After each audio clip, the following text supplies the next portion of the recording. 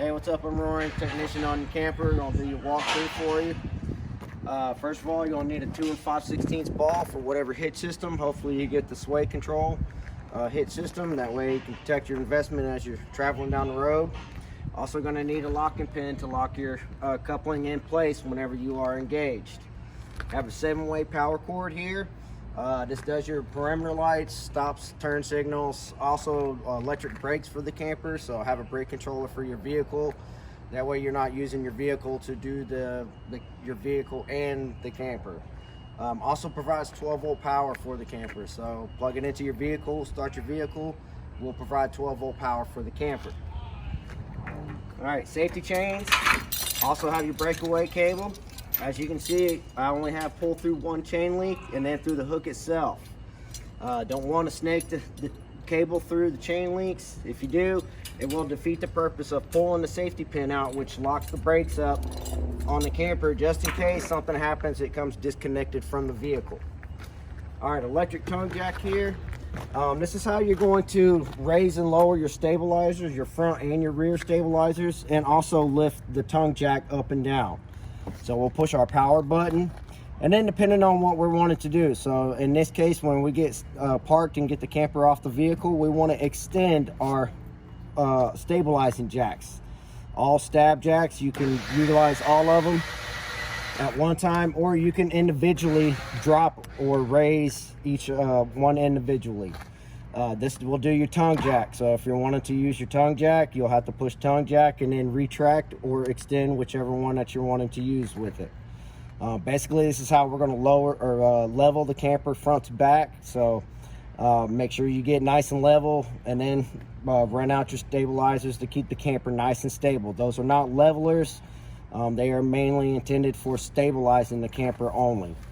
You will run into issues if you try to use the stabilizers as a leveler. So of course, whenever you're done, this will automatically shut off after a certain time, but you can push the power button to shut everything down. It does come with a key, mainly for your entry door. You'll be able to use this to lock and unlock this so that nobody can get in there and mess around with it. All right, LP tanks, your LP tank cover. If you notice, I have the knobs at the back of the area and not up here at the front. Just in case they do happen to fall down, the wind's not going to come and catch and flip the lid up. If you have the cover face the other way, these up at the front here, yes, the cover will fly away. So try to keep the knobs at the back of the towards the nose of the camper. That way it'll stay intact. You also don't have to run these down until they stop. You'll run into a point where you're trying to fight with this and these guys here. So just give it a good snug. That's basically all that you'll need.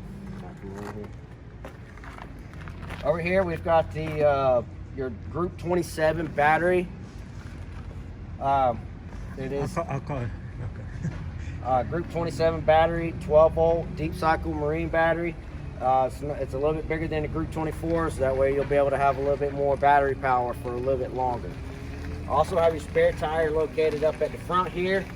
13/16 nuts down at the bottom. It'll drop your spare tire down. You can also, if you have a blown tire, you can mount that up there. That way you don't have to worry about putting it in the camper. All right, battery disconnect switch. Whenever we're through with the camper, we don't want to use have the camper use all the battery voltage up. So we're just going to simply turn the key until we can pull the key out. Whenever we are using the camper, anytime we're using it, that battery disconnect switch needs to be on. Whenever you're plugged in on your shore power or your generator is running, if this is in the off position, it will not charge your battery. So make sure that you always have that key in the on position whenever you are using the camper. Over here on the side, this is your generator compartment. We don't want to run the generator with the lid off of it. We want to have the cover on whenever we are running the generator. This is a 5.5 kW generator, so it will be able to handle all your air conditioners and all your high voltage needs. Keep up with the maintenance on it: oil filter change, air filter change, and oil change, and spark plug. All right, fresh water fill. Whenever we are at our campsite, we can fill our fresh water tank up first before we hook up the city water. Once you have this filled up, you may then energize the 12-volt water pump and be able to utilize the water out of the tank and as well as the city water. Sometimes your city water connection, you will have a low pressure, so having your water pump turned on with water in the fresh water tank, it will sense that it's below 40 psi and it would actually kick on and give you 55 psi of water. Utilizing both of them will just make sure that you don't have any loss in water pressure. If you're boondocking, you know, you're going to want to fill it up. You just basically set the water hose in, turn the water hose on about halfway, let it fill up gradually. Up underneath the camper, you will see a white gate valve. This white gate valve right here, that is for your freshwater tank drain. So when you're at your campsite and you're ready to pack up and go home, all you got to do is simply pull that and it will drain out the water in your freshwater tank. Always keep the freshwater tank drained when you're not using it. Don't leave water sitting in it. It will get stale, stagnant, and slimy and scaly. This is water that you're going to be using to put in your body as well as washing yourself. So try to keep your tanks clean. That way, you know, you don't have to worry about any kind of fungus or anything like that. All right, black tank flush. This has the orange cap on it. This is for the black tank only. Whenever you get to your dump station, you may hook up to your sewage spot, clamp on one side, connect to the other side. Excuse me, we're gonna pull our black first. Once we hear all the water pressure drop below on the black side, we're gonna pull the gray. That way we can flush out all of the nastiness that comes out of the black tank. Now to flush the black tank, once we've got it drained, we're gonna close this gate valve again. We're gonna turn this water hose on. It automatically just puts water into the fresh water tank. So you're gonna fill the fresh water tank via your tank level indicators inside. Once you get to the full position or full light, you're gonna come out, open your gate valve, you're gonna let that flush out. When it water level dies down, push it back in. You'll flush it about 2 or 3 times. That's about the best way to keep your black tank nice and clean. One important thing on this is this black screen gasket. If you do not have that black screen gasket in there, I don't care how tight you tighten the water hose on the outside, you are pushing water on the inside of the camper. So always make sure that you have a black screen gasket in there and also in your city water connection. All right, we already talked about your sewage spot here with your gray and your black gate valves. Over here we have what's called your furnace intake and exhaust. This does say hot. This does exhaust hot air out. Be careful what you park next to or have sit up next to the camper. If you plan on using the furnace, it will melt whatever that you have inside. All right, this is basically just an access panel for the back of the refrigerator. No storage or nothing like that. Yeah, you might want to keep it closed and locked up. That way nobody goes and tries to stick stuff in there or anything. All right, TV cable and satellite hookup. Left side is for your TV cable. Right side is for your satellite hookup. They are specific. All right, water heater. Twist the knob, lay it down. This is the water heater. This is gas powered and it is also electric. You will turn both of those on from the inside on the control panel.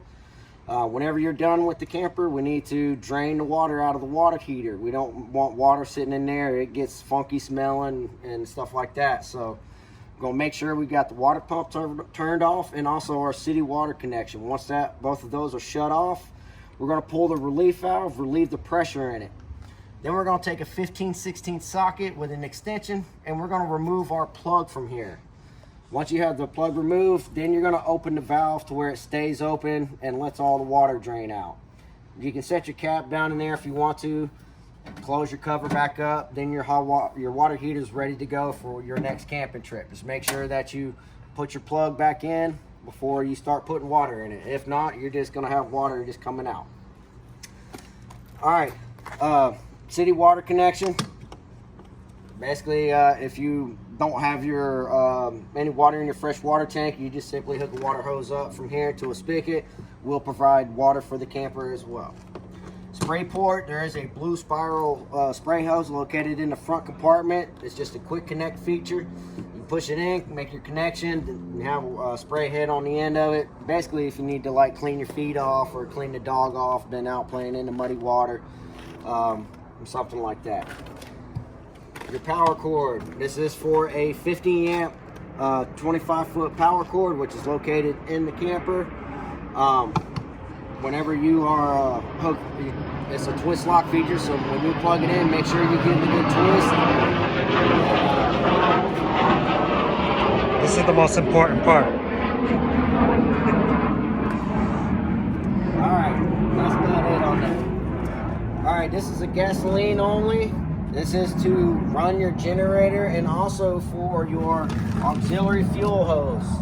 Motorcycles, ATVs, dirt bikes that utilizes regular gasoline, you will pour into here, and you will be able to turn your fuel pump on here where it also has your fuel display. Your handle here, just your normal gas pump. Also the keys for in here are located and tied into the bottom of the box here. And of course you do want to keep everything closed and locked up whenever you're away from the camper. Keep away from vandalizing. Alright, this here is one of your rear vents that's located in the back of the hauler. This one here we want to open up to this way. The one that's on the passenger side is up higher, so we're going to open it out. That way the air comes in and then comes across the camper and comes out through this way. And of course keep it closed whenever you're not using it or you don't have anything with gasoline in there. Alright, the back of the camper.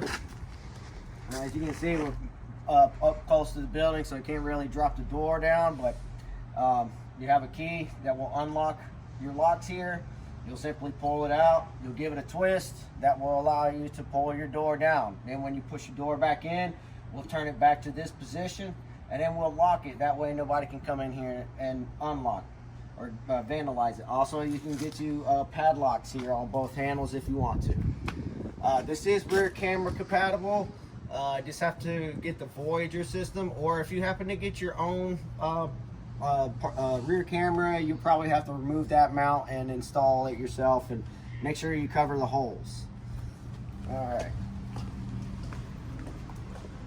Alright, awning is out fully extended right now. One of the biggest things on the awning is if you leave the camper, roll the awning up before you leave. We happen to get a freak shower storm or thunderstorm or something, a wind's going to come here, and this one here is really long, so it's definitely going to be like a kite for it. It's going to twist it up, bend up your metal, bust your knuckles on your shocks, stretch your fabric on it. Going to be a mess whenever you get back. So go to lunch, dinner, or go to the store for shopping. We want to make sure we close this up. It is fully out right now. We also have adjustments on it. You can loosen this guy up here, which will allow you to pull this in, which will adjust the tilt on the camper. Of course, whenever you pull it into whatever your height you're wanting, you just lock it down. That way it doesn't spring back up on you. And whenever we are putting the awning back up against the camper, we need to release this and let it go back into its natural position. All right, wheels and tires. If you happen to have a blowout and you have to take the tire off, get your tire put on, put back on. Well, they want you to check your lug nuts at certain intervals after you've done it. They want it 100 foot-pounds. They want you to retighten them at 50 miles, 100 miles, and 200 miles.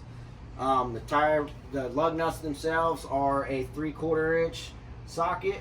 Tire pressure, you always want to make sure you got your tire pressure checked before you go to take off for your camping trip. So make sure that you check your tire pressures and check your wheel lug nuts. Make sure that they haven't vibrated loose. Up underneath here, we have a gas LP line quick connection. If you got an outdoor grill, get you a quick connect hose on it. You'll pull the plug. We're going to shut the valve off, and then we're going to make our connection and then turn the gas valve back on, which will allow us not to disconnect. Whenever we do want to disconnect, we'll shut it off, release, then we're going to open that valve but lock it, and then put the plug back in. Alright, up to the front. Alright, front compartment here. Inside we have your power cord. We also have your blue spiral hose. Talking about on the other side, your quick connect with your little spray head. Crank handle here. although your stabilizer jacks are powered by the front tongue jack, you can also do them manually. There is a manual on all 4 of them, so if something happens on the electric side of the tongue jack where it won't use or move the stabilizers, you have a way of manually doing it. Also, you can use this for your tongue jack. If everything on the tongue jack is in op, you can manually crank the camper up and down. That way you're not completely stranded. Nice compartment all the way across. You do have a light. It's on the inside here, and there's also a light switch that lights up the front LEDs of the camper right next to the light. Yeah. Alright, now show them the switch on that corner. That black switch, that is the switch for your front LED lights. Alright, make sure you shut your lights off when you're done. That way you're not using up battery power if you're boondocking. Alright, steps. These are not your traditional fold down steps. These are the steps that you have to open the door completely before you can bring them in or out. Before I go any further, 110 outlet, in this case you need to plug in for something outside. Alright, your steps. Door has to be fully open. You have a wing over here, so if you just barely have this door open like this, it's going to catch your screen door and it's going to beat your screen door up. So make sure that your door stays all the way open.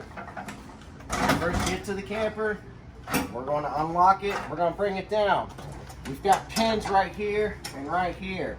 Also have these holes here, so that means these legs are adjustable whenever you're putting them down. If you're on soft ground or something like that, you put you some blocks down here. That way those skinny, narrow feet don't go digging into the ground. Other than that, whenever we set these steps up, we want the black part of the steps to sit directly on the silver part, which is the threshold of the door. We want it to sit completely on top of that. We don't want it up like this. We won't be able to shut our door. You'll also do some bending on the door frame and scratching up stuff. So make sure that the steps themselves are sitting completely on top of the threshold. All right.